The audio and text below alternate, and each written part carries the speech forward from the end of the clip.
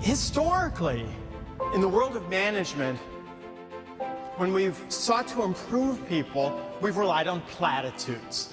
We've relied on motivational speaking, and we've relied on motivational thinking. We've relied on moving our cheese. But in a world where you're competing against the likes of Uber and Google, or maybe you want to be the next Uber or Google, that is not going to cut it.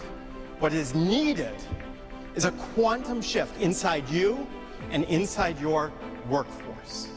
And really, for the first time in history, the rewiring science we've discussed has moved from the point where it's no longer theoretical, it's now practical.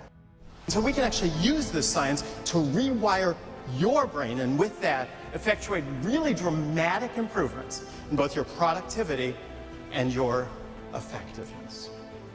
First, we're going to take a look in some depth at the unconscious mind and how it affects absolutely everything we do and why it's so critical in rewiring science. And then second, I'm going to share with you some of the core discoveries that have been made during this past decade, teaching us how we can actually go into the unconscious mind and rewire the pathways.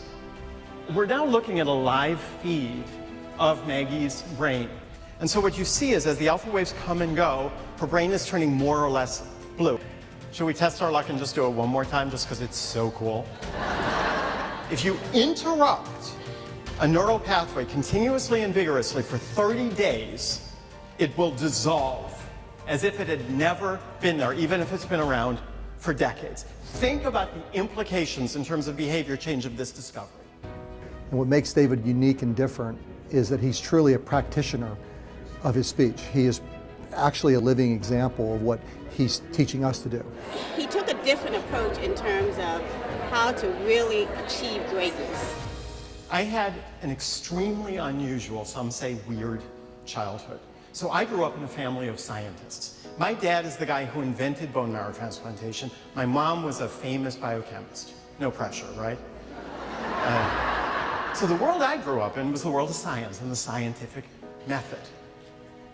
And then when I got older, I did what was expected of me. So I went to Harvard College and I went to Harvard Medical School. And just like my father, I became a doctor and a scientist.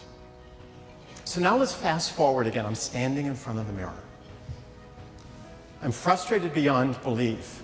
I'm committed to change, but I don't know where to turn. And in that moment, the strangest thought just pops into my head. And I say to myself, David, you're a scientist. What if you look at this moment the way a scientist would? And that moment, that became the turning point for me. That became the beginning of my journey into the world of rewiring. Because you see, from that moment on, I started observing myself completely differently. I observed myself objectively, kind of the way a scientist would watch a lab rat. I took my company, which was generating $7 million in revenues, and in 9 months, I grew it to $130 million in sales. I exited that, I started 2 new companies, both of them rapidly grew to $100 million. The discovery I made 14 years ago, the discovery that changed my life, was that you and I, we have unconscious patterns that shoot us in the foot. Patterns we are completely unaware of. And when you measure and characterize and change those patterns, your life radically improves without exerting any effort.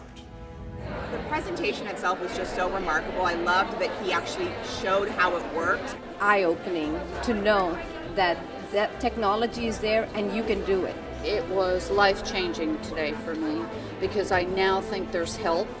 I can't wait to hear him again because it was that mind-blowing but so practical and relevant. May the science be with you.